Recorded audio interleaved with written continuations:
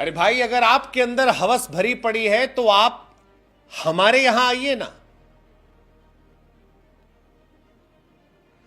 20 रुपए, 30 रुपए, 50 रुपए देकर आप हर वो चीज कर सकते हैं जो आप करना चाहते हैं। लेकिन अपनी हवस के लिए पढ़ने लिखने वाले, काम करने वाली महिलाओं को नोचने की क्या जरूरत है। यह स्टेटमेंट जब कोलकाता के रेड लाइट एरिया से निकल कर आया तो न जाने क्यों मन बड़ा टूट सा गया, बिखर सा गया। और यह सवाल मन में आया कि यार, जो बात रेड लाइट एरिया में काम करने वाली इस महिला के मन में आ सकती है, वो हमारे समाज के लोगों के मन में क्यों नहीं आ सकती है। हालांकि रेड लाइट एरिया में काम करने वाली महिलाओं की अपनी एक दुर्दशा की कहानी है, एक व्यथा की कहानी है, उनकी अपनी एक हिस्ट्री है जिसे पढ़ेंगे अगर आप तो आप टूट जाएंगे, बिखर जाएंगे, आप भावुक हो जाएंगे कि वो कैसे वहां पहुंची। लेकिन आज विषय अलग है और इसीलिए जब एशिया के सबसे बड़े रेड लाइट एरिया कोलकाता के सोनागाछी में काम करने वाली महिलाओं के इंटरव्यूज से एक बात निकली जिसमें उन्होंने कहा कि हवस मिटानी है तो सोनागाछी आइए, पढ़ने लिखने वाली, काम करने वाली महिलाओं को नोचने की क्या जरूरत है। तो ये शब्द दिल में बहुत घर कर गए। ये समझ में आया कि रेड लाइट एरिया में काम करने वाली महिलाएं बहुत समझदार हैं उन तमाम लोगों से जो इंसानों के वेश में घूम रहे हैं।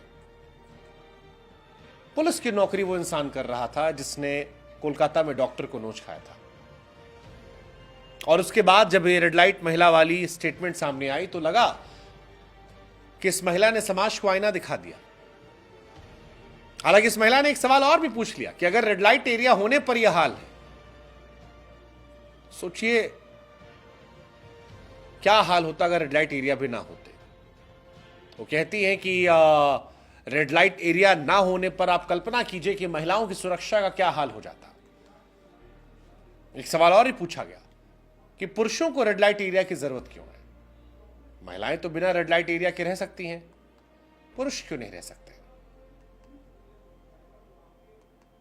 ये बहुत बड़ी बातें हैं और ये परेशान करने वाली बातें हैं।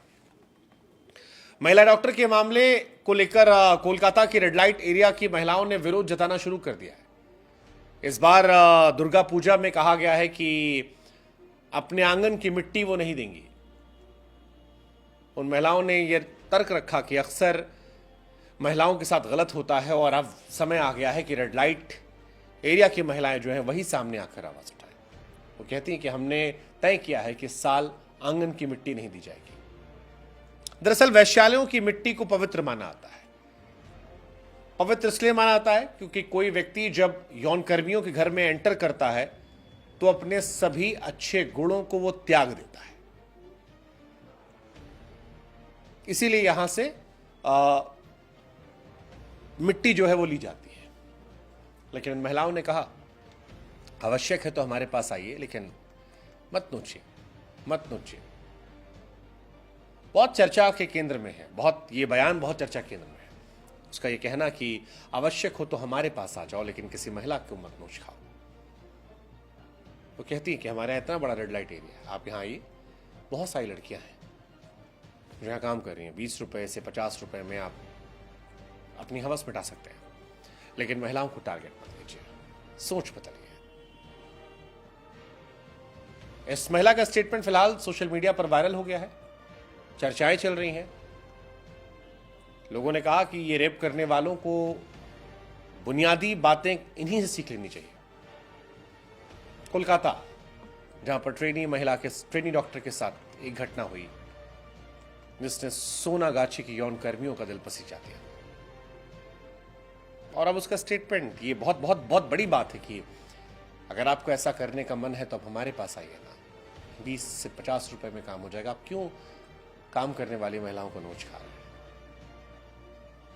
थोड़े बहुत पैसे खर्च कर लीजिए, मासूम बच्चियों लड़कियों को शिकार मत बनाइए। कोलकाता केस इकलौता केस नहीं, वहां खत्म हुआ। महाराष्ट्र में 2 बच्चियों से हैवानियत हुई, कई और देश के अलग अलग इलाकों में हो रही है। It's painful, very painful.